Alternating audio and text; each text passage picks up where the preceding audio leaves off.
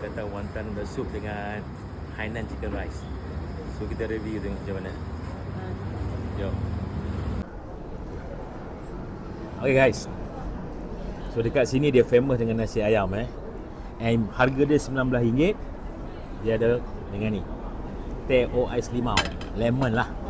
Okay, saya nak bagi tip ni, macam mana nak dapat ayam ni dia cantik, dia crispy.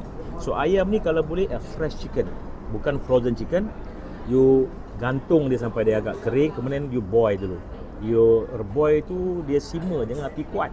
Lepas tu you gantung sampai dia agak dry, kering, baru you marinate dengan 5 spices then a bit you punya own recipe lah. Kemudian baru you deep fry. Deep fry suhu dia 360. Dia deep fry lebih kurang dalam 8 minit macam tu lah. Right? So, talk about nasi ayam. Kita rasa dia punya ayam dulu. Kita nak rasa dia punya ayam, dia sauce dia.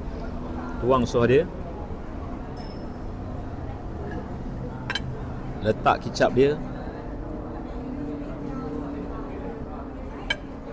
Then you taste dia punya ayam.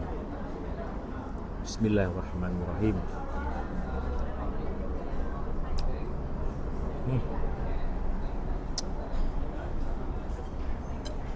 Sedap.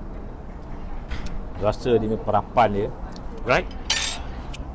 Dan baru kita rasa dia nasi.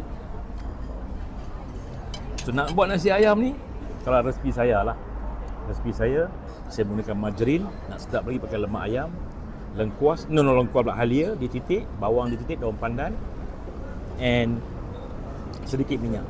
Bawang putih kena banyak smash. Tumis, masukkan bahan perasa, whatever. Lepas tu masukkan dalam rice cooker, gaul dengan nasi, goreng dulu pun, and masuk chicken stock. Then you have nice chicken rice. And you add a bit sesame oil and also sauce tiram. Ini dia buat ala-ala Cina ni. Bismillahirrahmanirrahim.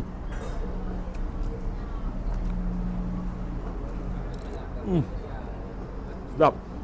Ini soup.